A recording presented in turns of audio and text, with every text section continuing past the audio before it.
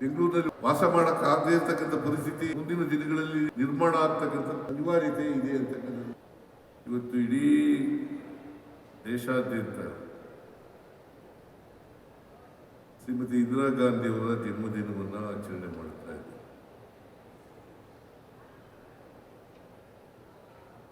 ಅವರಿಗೆ ಅವರು ಏನೇನು ಪರಿಸರ ಇಲಾಖೆ ಮತ್ತು ಅರಣ್ಯ ಇಲಾಖೆ ಬಗ್ಗೆ ಯಾವ್ಯಾವ ಕಾಯ್ದೆಗಳನ್ನು ತಂದಿದ್ದಾರೆ ಅಂತಕ್ಕಂಥದ್ರ ಬಗ್ಗೆ ನರೇಂದ್ರ ಸ್ವಾಮಿ ಅವರು ಪ್ರಸ್ತಾಪ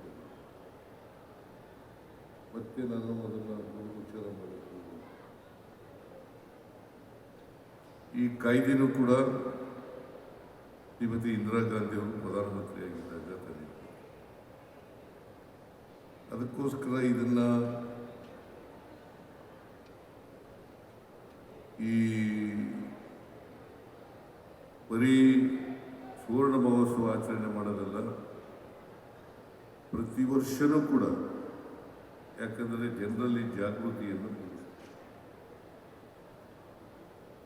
ಬರೀ ಪರಿಸರ ಮಾಲಿನ್ಯವನ್ನು ತೊಡೆದಾಕ್ತಕ್ಕಂಥದ್ದು ಸರ್ಕಾರದ ಜವಾಬ್ದಾರಿ ಒಂದೇ ಅಲ್ಲ, ಸಾರ್ವಜನಿಕರು ಕೂಡ ಸಹಕರಿಸಬೇಕಾಗ್ತದೆ, ಸಾರ್ವಜನಿಕರು ಕೂಡ ಇದರಲ್ಲಿ ತೊಡಗಿಸ್ಕೋಬೇಕಾಗ್ತದೆ. ಆಗ ಮಾತ್ರ ಪರಿಸರದ ಮಾಲಿನ್ಯವನ್ನು ತೊಡೆದಾಕಲಿಕ್ಕೆ ಸಾಧ್ಯ. ಬರೀ ಮನುಷ್ಯರಿಗೆ ಅಷ್ಟೇ ಅಲ್ಲ, ಭೂಮಿ ಮೇಲಿರ್ತಕ್ಕಂಥ ಎಲ್ಲ ಪ್ರಾಣಿ ಸಂಕುಲ ಇದೆಯಲ್ಲ, ಆ ಎಲ್ಲ ಪ್ರಾಣಿ ಸಂಕುಲಗಳು ಗಿಡಮರಗಳಿಗೂ ಕೂಡ ಮಾಲಿನ್ಯ ಇಲ್ಲದೇ ಇರ್ತಕ್ಕಂಥದ್ದು ಪರಿಸರ ಅತ್ಯಂತ ಅವಶ್ಯಕ. ಅದಕ್ಕೋಸ್ಕರ ನಾವು ಇಡೀ ಪರಿಸರವನ್ನು ಮಾಲಿನ್ಯ ರಹಿತ ಮಾಡ್ತಕ್ಕಂಥದ್ದು ಅತ್ಯಂತ ಅವಶ್ಯ ಅಂತಕ್ಕಂಥ ಮಾತುಗಳನ್ನು ಹೇಳಲಿಕ್ಕೆ ಬಯಸ್ತಾ ಇದ್ದೀವಿ. ನಾವು ಬಳಸ್ತಕ್ಕಂಥ ನೀರು, ನಾವು ಬಳಸ್ತಕ್ಕಂಥ ಗಾಳಿ, ನಮ್ಮ ಸುತ್ತ ಇರ್ತಕ್ಕಂಥ ಪರಿಸರ, ಈ ಪರಿಸರವನ್ನು ಚೊಕ್ಕಟವಾಗಿ ಇಟ್ಕೊಳ್ತಕ್ಕಂಥದ್ದು ಅತ್ಯಂತ ಅವಶ್ಯ. ಇವತ್ತು ನಮ್ಮ ಕೇಂದ್ರದ ಮಾಪನದ ಪ್ರಕಾರ 131 ನಗರಗಳು ಮಾಲಿನ್ಯದಿಂದ ಕೂಡಿರ್ತಕ್ಕಂಥ ನಗರಗಳಾಗಿವೆ. ಎಷ್ಟು ಇರಬೇಕಾಗಿತ್ತು ಅದಕ್ಕಿಂತ ಜಾಸ್ತಿ. ಅದರಲ್ಲಿ ಬೆಂಗಳೂರು ಕೂಡ ಒಂದು ಸೇರಿದೆ, ಹುಬ್ಬಳ್ಳಿ ಧಾರವಾಡನೂ ಕೂಡ ಸೇರಿದೆ, ದಾವಣಗೆರೆ ಸೇರಿದೆ, ಕಲಬುರಗಿ ಸೇರಿದೆ. ಇದು ಆತಂಕ ಅಲ್ವಾ? ಬೆಂಗಳೂರಿನಲ್ಲಿ ವಾಸ ಮಾಡೋಕ್ಕಾಗದೇ ಇರ್ತಕ್ಕಂಥ ಪರಿಸ್ಥಿತಿ ಮುಂದಿನ ದಿನಗಳಲ್ಲಿ ನಿರ್ಮಾಣ ಆಗ್ತಕ್ಕಂಥ ಅನಿವಾರ್ಯತೆ ಇದೆ ಅಂತಕ್ಕಂಥದ್ದನ್ನು ಅರ್ಥ ಮಾಡ್ಕೊಳ್ತಾರೆ. ಅದಕ್ಕೋಸ್ಕರ ನಮ್ಮ ಎಲ್ಲ ಜನರು ಕೂಡ ಪರಿಸರದ ಬಗ್ಗೆ ಪ್ರೀತಿಯನ್ನು ಬೆಳೆಸ್ಕೋಬೇಕು. ಅದಕ್ಕೆ ಸಾಲುಮರದ ತಿಮ್ಮಕ್ಕ ಒಂದು ದೊಡ್ಡ ಉದಾಹರಣೆ ಅಂತಕ್ಕಂಥ ಮಾತುಗಳನ್ನು ಹೇಳಲಿಕ್ಕೆ ಬಯಸ್ತಾರೆ.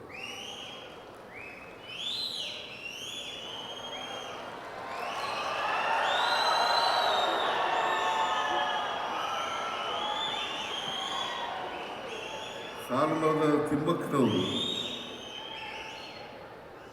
ಇತ್ತೀಚೆಗೆ ನಿಧನರಾಗಿದ್ದಾರೆ.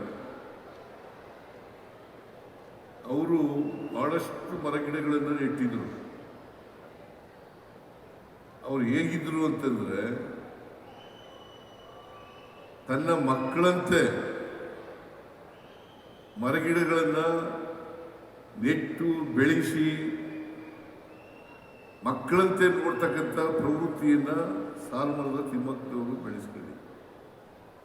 ಆ ರೀತಿ ಪ್ರತಿಯೊಬ್ಬರು ಕೂಡ ಸಾಲುಮರದ ತಿಮ್ಮಕ್ಕ ಆಗಬೇಕು ಅಂತಕ್ಕಂಥದ್ದು ನನ್ನ ಆಸೆ ಅಂತಕ್ಕಂಥ ಮಾತುಗಳನ್ನು ಹೇಳಲಿಕ್ಕೆ ಬಯಸ್ತಾ ಇದ್ದೇನೆ.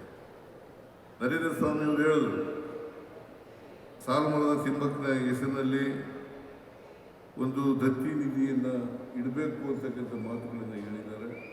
ನಾನು ಅದಕ್ಕೆ ಪರಿಸರ ಮಂಡಳಿಯಲ್ಲಿ ಹಣ ಇದೆ, ಅದಕ್ಕೆ ಹಣಕ್ಕೆ ಅನುಮತಿಯನ್ನು ಕೊಟ್ಟಿದ್ದೇನೆ ಅಂತಕ್ಕಂಥ ಮಾತುಗಳನ್ನು ಹೇಳಲಿಕ್ಕೆ ಬಯಸ್ತಾರೆ. 1 ಕೋಟಿ ರೂಪಾಯಿ ಬಿಡಬೇಕು. ಅದಕ್ಕೆ ಬಂದಂಥ ಬಡ್ಡಿಯಿಂದ ಪ್ರತಿ ವರ್ಷವೂ ಕೂಡ ಕಾರ್ಯಕ್ರಮಗಳನ್ನು ರೂಪಿಸ್ತಕ್ಕಂಥ ಪ್ರಯತ್ನವನ್ನು ಮಾಡಬೇಕು ಅಂತಕ್ಕಂಥ ಮಾತುಗಳನ್ನು ಹೇಳಲಿಕ್ಕೆ ಬಯಸ್ತೇನೆ. ಜೊತೆಗೆ 5 ಜನರಿಗೆ ಯಾರ್ಯಾರು ಪರಿಸರ ವಾದಿಗಳಿರ್ತಾರೆ ತಿಮ್ಮಕ್ಕನವ್ರ ರೀತಿಯಲ್ಲಿ, ಅಂಥ ಪರಿಸರವಾದಿಗಳಿಗೆ ಪ್ರಶಸ್ತಿಯನ್ನು ಪ್ರತಿ ವರ್ಷ ಕೊಡ್ತಕ್ಕಂಥದ್ದನ್ನು ಕೂಡ ನಮ್ಮ ಸರ್ಕಾರ ಮಾಡ್ತದೆ ಅಂತಕ್ಕಂಥ ಮಾತುಗಳನ್ನು ಹೇಳಲಿಕ್ಕೆ ಬಯಸ್ತಾ ಇದ್ದಾರೆ. ಈಗ ಬೆಂಗಳೂರು ನಗರ 1ರಲ್ಲೇ ಅಶ್ವತ್ಥನಾರಾಯಣ ಬೆಂಗಳೂರು ನಗರ 1ರಲ್ಲೇ 900 ಟನ್ ಎಂಥದ್ದು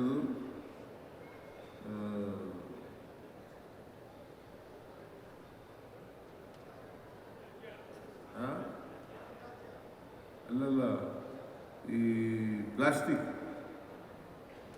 900 ಟನ್ ಪ್ಲಾಸ್ಟಿಕ್ಕು ಬೆಂಗಳೂರು ನಗರ 1ರಲ್ಲೇ ಉತ್ಪಾದನೆ ಆಗಿದೆ. 900 ಟನ್. ಇದನ್ನ ನಾವು ಜನ ಅರ್ಥ ಮಾಡ್ಕೊಳ್ಳದೆ ಹೋದರೆ, ಈ ಜನರಲ್ಲಿ ಜಾಗೃತಿ ಬರದೆ ಹೋದರೆ ಪ್ಲಾಸ್ಟಿಕ್ ಮುಕ್ತ ನಗರ ಮಾಡಬೇಕು ಅಂತ ಹೆಂಗಾಗ್ತದೆ? ಅದಕ್ಕೆ ಜನರಲ್ಲಿ ಜಾಗೃತಿ ಬರಬೇಕು.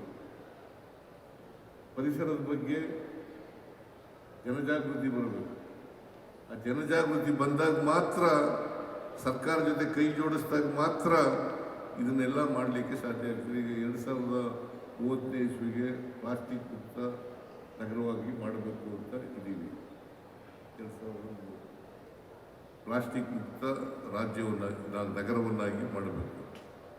ಜನ ಕೋಆಪರೇಷನ್ ಮಾಡದೆ ಹೋದರೆ ಕಸ ಉತ್ಪಾದನೆ ಆದದನ್ನು ನಾವು ಎಲ್ಲ ಕಡೆ ಗಾರ್ಬೇಜ್ ನಗರ ಅಂತ ವಿರೋಧ ಪಕ್ಷದವರು ಕರೀತಾರೆ. ಅದು ಎಲ್ಲ ಕಾಲದಲ್ಲೂ ಇತ್ತು, ನಮ್ಮ ಕಾಲದಲ್ಲಿ ಏನಾಗಿಲ್ಲ. ನಿಮ್ಮ ಕಾಲದಲ್ಲಿ ಇತ್ತು, ನಮ್ಮ ಕಾಲದಲ್ಲಿ ಇತ್ತು, ಮುಂದಿನ ಕೂಡ ಇದೆ. ಅಂದರೆ ನಾನು ಟೀಕೆ ಮಾಡ್ತಾ ಇಲ್ಲ, ಉದ್ದೇಶ ಹಿಂಗೆ ಬೆಳಿಲಿಕ್ಕೆ ಬಿಡಬಾರ್ದು ಅಷ್ಟೇ. ಗಾರ್ಬೇಜ್ ನಗರವಾಗಿ ಮಾಡ್ತಕ್ಕಂಥದ್ದು ನಮ್ಮ ಉದ್ದೇಶ ಅಲ್ಲ. ಸರ್ಕಾರದ ಉದ್ದೇಶ ಪ್ಲಾಸ್ಟಿಕ್ ಮುಕ್ತ ನಗರವನ್ನಾಗಿ ಮಾಡಬೇಕು, ಕಸ ಮುಕ್ತ ರಾಜ್ಯವನ್ನಾಗಿ ಮಾಡಬೇಕು, ನಗರವನ್ನಾಗಿ ಮಾಡಬೇಕು ಅಂತಕ್ಕಂಥದ್ದು ನಮ್ಮ ಉದ್ದೇಶ. ಅದಕ್ಕೋಸ್ಕರ ಜನರು ಕೂಡ ಸರ್ಕಾರದ ಜೊತೆ ಕೈ ಜೋಡಿಸಿದಾಗ ಮಾತ್ರ. ಈಗ ಹಸಿ ಒಣ ತ್ಯಾಜ್ಯ ಇರ್ತದೆ, ಹಸಿ ಒಣ ತ್ಯಾಜ್ಯ ಇರ್ತದೆ. ನೀವು ವಿಭಾಗ ಮಾಡಿದವರು ಎಂತಾಗ್ತದೆ? ವಿಭಾಗ ಮಾಡೋದು ಯಾರು? ಹಸಿ ಬೇರೆ, ಒಣದ ಬೇರೆ ಮಾಡ್ತಕ್ಕಂಥದ್ದು. ಅದಕ್ಕೆ ನಾನು ಎಲ್ಲರಲ್ಲಿ ಮನವಿ ಮಾಡ್ತೇನೆ, ನಾಗರಿಕರಲ್ಲಿ ಮನವಿ ಮಾಡ್ತೇನೆ, ಈ ಒಣ ಮತ್ತು ಹಸಿ ತ್ಯಾಜ್ಯವನ್ನು ಬೇರ್ಪಡಿಸ್ತಕ್ಕಂಥ ಕೆಲಸವನ್ನು ಮಾಡಬೇಕು ಅಂತಕ್ಕಂಥ ಮನವಿಯನ್ನು ಮಾಡಲಿಕ್ಕೆ ಬಯಸ್ತೇನೆ. ಮತ್ತು ಕೈಗಾರಿಕೋದ್ಯಮಿಗಳು ಇದರಲ್ಲ, ತ್ಯಾಜ್ಯ ಬರ್ತದೆ, ಕೈಗಾರಿಕೆ ಮೇಲೆ ತ್ಯಾಜ್ಯಗಳು ಉತ್ಪಾದನೆ ಆಗಿ ಆಯ್ತದೆ. ಆ ತ್ಯಾಜ್ಯನ ಸಾರ್ವಜನಿಕರಿಗೆ ಮತ್ತು ಸಮಾಜಕ್ಕೆ, ಪರಿಸರಕ್ಕೆ ಅದು ಅದರಿಂದ ಹಾನಿ ಆಗಬಾರ್ದು. ಹಾನಿ ಆಗದ ರೀತಿ ನೋಡ್ಕೊಳ್ತಕ್ಕಂಥದ್ದು ಕೈಗಾರಿಕೋದ್ಯಮಿಗಳ ಜವಾಬ್ದಾರಿ ಅಂತಕ್ಕಂಥ ಮಾತುಗಳನ್ನು ಹೇಳಲಿಕ್ಕೆ. ಈಗ ಇನ್ವೆಸ್ಟ್ಮೆಂಟ್ ಬೇಕೇ ಬೇಕು, ಕೈಗಾರಿಕೆಗಳು ಬರಲೇಬೇಕು, ಉದ್ಯೋಗ ಸೃಷ್ಟಿ ಆಗಲೇಬೇಕು, ನಿರುದ್ಯೋಗದ ಸಮಸ್ಯೆ ಬಗೆಹರಿಸಲೇಬೇಕು, ಅದಾಗಲೇಬೇಕು, ಕೈಗಾರಿಕೆಗಳು ಬರಲೇಬೇಕು. ಆದರೆ ತ್ಯಾಜ್ಯ ಪರಿಸರವನ್ನು ಮಾಲಿನ್ಯ ಮಾಡ್ತಕ್ಕಂಥ ರೀತಿಯಲ್ಲಿ, ಮಾಡದೇ ರೀತಿಯಲ್ಲಿ ನೋಡ್ಕೊಳ್ತಕ್ಕಂಥದ್ದು ಅತ್ಯಂತ ಅವಶ್ಯ ಅಂತಕ್ಕಂಥ ಮಾತುಗಳನ್ನು. ಅದಕ್ಕೆ ವಿದ್ಯಾರ್ಥಿಗಳು ಪಾಪ ಅವ್ರಿಗೆ ತಾಳ್ಮೆ ಇಲ್ಲ ಅಂತ ಕಾಣಿಸುತ್ತೆ, ಹೊರಟೋಗಿದ್ದಾರೆ. ನೀವೆಲ್ಲ ಇದ್ದೀರಲ್ಲ, ನೀವು ಈ ಪರಿಸರ ಸಂರಕ್ಷಣೆ ಮಾಡ್ತಕ್ಕಂಥದ್ದು ನಮ್ಮ ಕೆಲಸ ಅಲ್ವಾ? ಪರಿಸರ ಸಂರಕ್ಷಣೆ ಮಾಡಬೇಕು. ನೀವು ಬೇರೆಯವರಿಗೆ ಮಾದರಿ ಆಗಬೇಕು. ಇಲ್ಲೆಲ್ಲ ಕೇಳ್ಕೊಂಡು ಹೋಗಿ ಮರೆಸ್ಬಿಡೋದಲ್ಲ. ನೀವೆಲ್ಲರೂ ಕೂಡ ಬೇರೆಯವರಿಗೆ ಮಾದರಿ ಆಗಬೇಕು, ಬೇರೆಯವರಿಗೆ ಆದರ್ಶ ಆಗಬೇಕು. ಈಗ ತಿಮ್ಮಕ್ಕನವ್ರನ್ನ ಯಾಕೆ ನೆನ್ಕೋತಾ ಇದ್ದೀವಿ?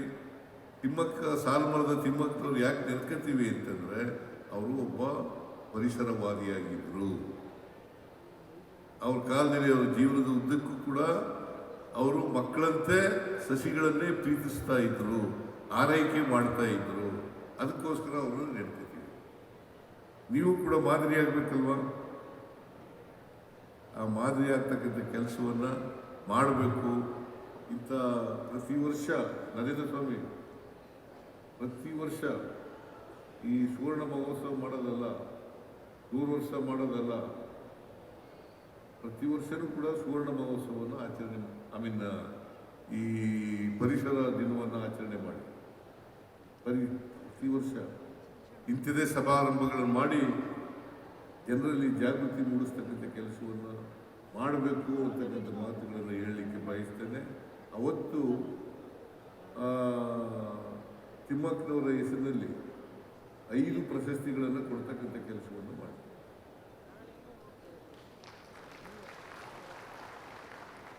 ಆಮೇಲೆ ಪ್ರತಿ ವರ್ಷ ಈ ದತ್ತ ನಿಧಿ ಇದೆಯಲ್ಲ, ಇದನ್ನು ಇಟ್ಟು 1 ಕೋಟಿ ರೂಪಾಯಿ ಇಟ್ಟು ಅದರಲ್ಲಿ ಬರ್ತಕ್ಕಂಥ ಬಡ್ಡಿಯಿಂದ ಈಗ ಎಷ್ಟು ಬರ್ತದೆ ಬಡ್ಡಿ? 7 ಲಕ್ಷ ಬರ್ತದೆ. 7 ಲಕ್ಷದಲ್ಲಿ ನೀವು ಸರ್ಕಾರನೂ ಕೂಡ ಕೊಡ್ತೀವಿ, ಸರ್ಕಾರನೂ ಕೂಡ ಅದಕ್ಕೆ ಪೂರಕವಾದಂಥ ಹಣವನ್ನು ಕೊಡ್ತದೆ ಅಂತಕ್ಕಂಥ ಮಾತುಗಳನ್ನು ಹೇಳಿ ಇವತ್ತು ಬಹಳ ಸಂತೋಷ. ಶ್ರೀಮತಿ ಇಂದಿರಾ ಗಾಂಧಿಯವರ ಜನ್ಮದಿನ, ಇವತ್ತೇ ಸುವರ್ಣ ಮಹೋತ್ಸವವನ್ನು ಆಚರಣೆ ಮಾಡಿದ್ದೀವಿ. ಅದಕ್ಕೋಸ್ಕರ ಕರ್ನಾಟಕ ಮಾಲಿನ್ಯ ನಿಯಂತ್ರಣ ಮಂಡಳಿಯವರಿಗೆ, ವಿಶೇಷವಾಗಿ ನರೇಂದ್ರ ಸ್ವಾಮಿಯವರಿಗೆ ಮತ್ತು ಫಾರೆಸ್ಟ್ ಮಿನಿಸ್ಟರ್ ಈಶ್ವರ್ ಖಂಡ್ರೆ ಅವರಿಗೆ ಧನ್ಯವಾದಗಳನ್ನು ಹೇಳಲಿಕ್ಕೆ ಬಯಸ್ತಾ ಇದ್ದೇನೆ.